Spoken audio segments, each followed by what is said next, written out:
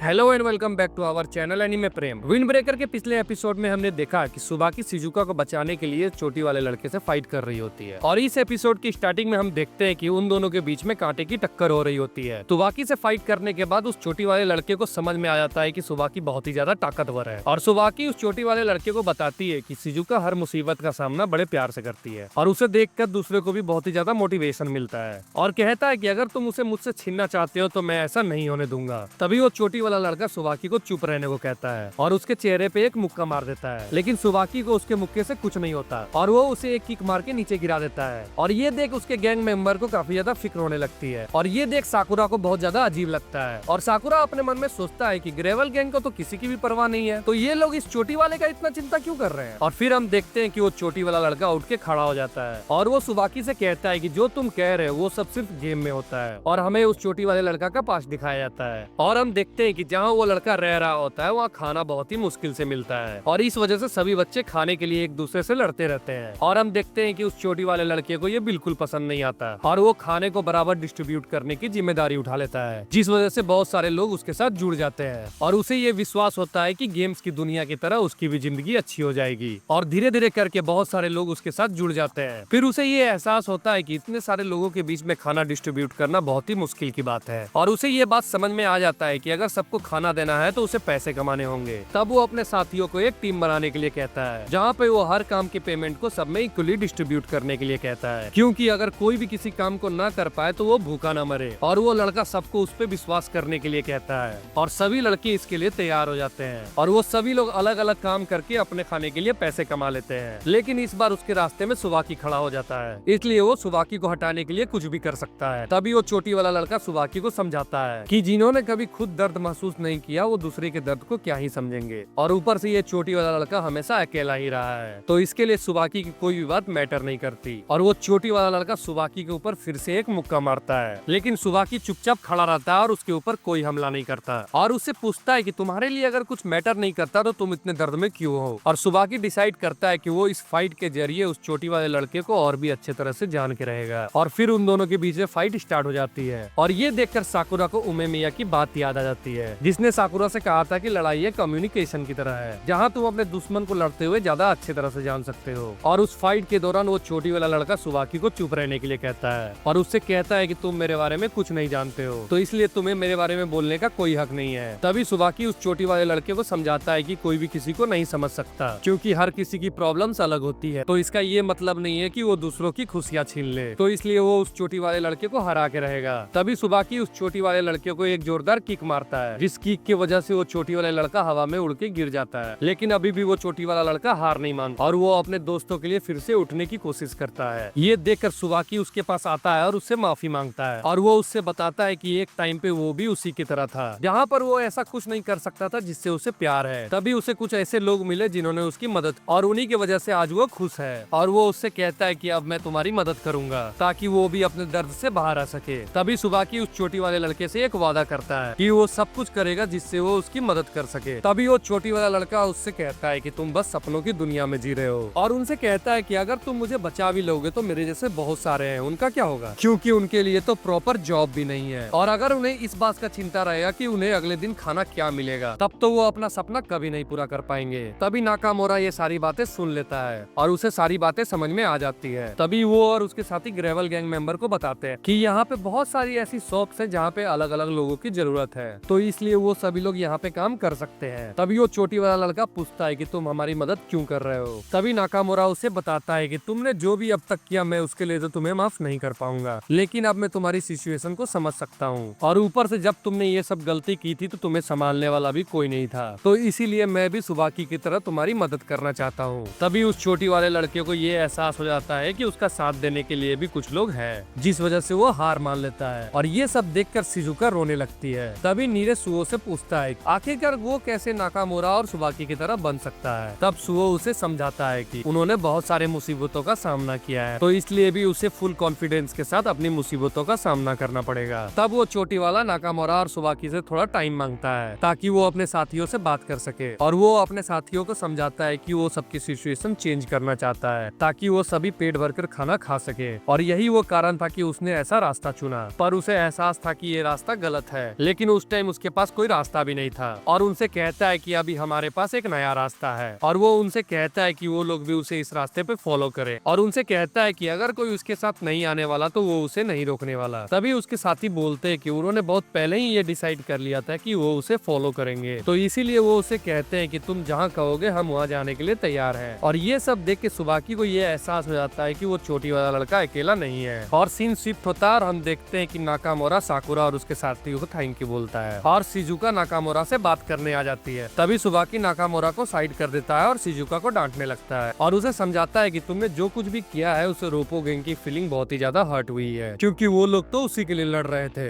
ऊपर से साकुरा और उसके दोस्तों ने उस फीलिंग की रिस्पेक्ट की, लेकिन तुमने तो उस फीलिंग की पूरी मजाक ही बना दी। और शिजुका भी अपनी गलती को मान लेती है और उन सभी से माफी मांगने लगती है और सुबाकी शिजुका को गले लगा लेती है और उससे कहती है कि तुम बिल्कुल भी हमारे लिए बर्डन नहीं हो और उससे कहता है कि कभी भी तुम्हें मेरी जरूरत पड़ेगी तो मैं तुम्हारी मदद करने के लिए जरूर आऊंगा, क्योंकि वो उससे बहुत ज्यादा प्यार करता है। और वो दोनों बहुत ही ज्यादा रोने लगते हैं और थोड़ी देर बाद सुबाकी शिजुका को नाकामोरा को थैंक यू कहने के लिए कहती है क्योंकि उसने अपने प्यार के लिए अपनी जान को खतरे में डाला था, लेकिन ये सुन नाकामोरा साफ मना कर देता है। तभी सुबाकी उनसे कहती है कि तुम दोनों को अब डेट करना शुरू कर देना चाहिए और वहाँ पे मौजूद सभी लोग इस बात पे एग्री करते हैं। तभी सभी लोग ये नोटिस करते हैं कि साकुरा का लव डिटेक्ट करने वाला सेंसर अभी बंद है और सभी ये सोचने लगते हैं कि लड़ाई की वजह से कहीं साकुरा का सेंसर खराब तो नहीं हो गया। और तभी साकुरा उन्हें चुप रहने के लिए कहता है और वो उसे बताता है कि उन्हें उनके लड़ने का स्टाइल बिल्कुल पसंद नहीं आया क्योंकि उन लोगों ने कहा था कि अगर वो इस स्ट्रीट को और उस लड़की को बचा ले तो उन्हें कोई फर्क नहीं पड़ता कि वो इस फाइट को जीते या हारे। पर साकुरा को ये चीज बिल्कुल पसंद नहीं है क्योंकि वो इस तरह अपने दोस्तों को हारता हुआ नहीं देख सकता और उसे पता है कि लड़ाई में किसी न किसी को चोट जरूर लगती है और फिर भी वो चाहता है कि वो इतना ज्यादा ताकतवर बने कि किसी को भी चोट ना लगे। और तभी सभी लोग इन बातों को सुनकर हंसने लगते हैं और नाकामोरा साकुरा को बताता है तुम जो सोच रहे हो वो बिल्कुल पॉसिबल नहीं है, लेकिन अगर तुम ऐसा कर लेते हो तो इससे अच्छा आउटकम क्या ही हो सकता है। और वो उससे कहता है कि मुझे तुम पे पूरा भरोसा है कि एक ना एक दिन तुम ये करके जरूर दिखाओगे। और साकुरा ये सुनकर शर्माने लगता है और नीरे और सुओ भी इस बात को सुनकर बहुत ज्यादा खुश हो जाते हैं। और तभी सुओ साकुरा से पूछने लगता है कि क्या तुम मुझे भी बचाने आओगे। और तभी साकुरा उससे बताता है कि तुम लास्ट पर्सन होगे जिसे मैं हारता हुआ देखना चाहूंगा। और सारी ग्रेवल गैंग सभी से माफी मांगती है और वो चोटी वाला लड़का शिजुका से कहता है कि अगर फ्यूचर में तुम्हें ऐसा लगे कि हमारे गैंग से तुम्हें कोई परेशान कर रहा है तो मैं उसकी पूरी जिम्मेदारी लूंगा